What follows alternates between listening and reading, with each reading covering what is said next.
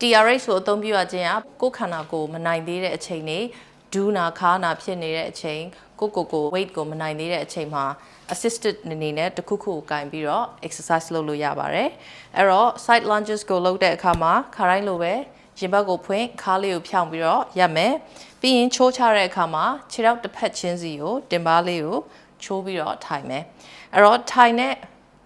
ခြေထောက်ဘက်ပေါ်မှာအားပြုပြီးတော့ပဲတင်မကိုပြန်တွန်းပြီးတော့ထားမယ်ကိုကင်ထားတဲ့အနေထားရင်ဘတ်အနေထားလောက်မှရှင်ရပြီ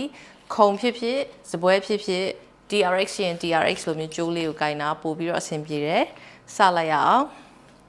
ညာဘက်ကဘယ်ဘက်ကနေစမယ်ခြေထောက်ကိုအရင်ဆုံးနေရာယူမယ်ယူပြီးဒူးလေးကိုအပြင်ဘက်ကိုဖွင့်ပြီးတော့ထိုင်မယ်စပြီးတင်ပါးလေးကိုချိုးချခါးလေးကိုဖြောင်းထားမယ်ပေါင်နဲ့တင်မ muscle လေးတွေကိုအသုံးပြုပြီးတွန်းပြီးတော့ထားမယ်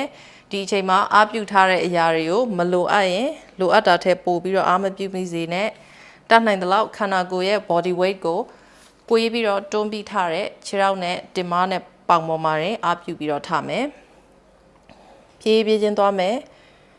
ပြန်ထားမယ်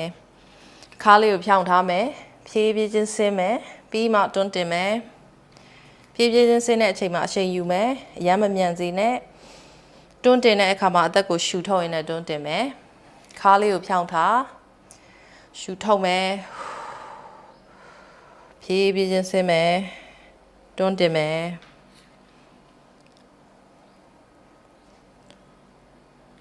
ဒူးလေးကိုအပြင်ဘက်ကိုဖွင့်ထားမယ်ခါးလေးဖြောင်း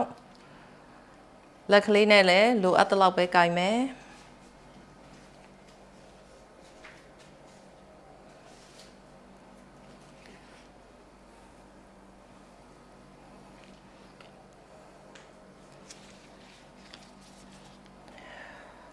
ဖြည်းဖြည်းချင်းထိုင်မယ်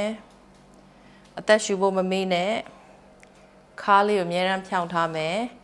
ဒီနေရာကုန်းမသွားစေနဲ့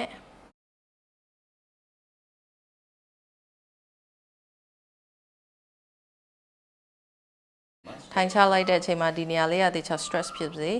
ပြန်တွန်းတင်မယ်ပြီးရင်ဒီဘက်ကပေါင်အတွင်းကြောတွေတခြားလေး stretch ဖြစ်ရလားခံစားမယ်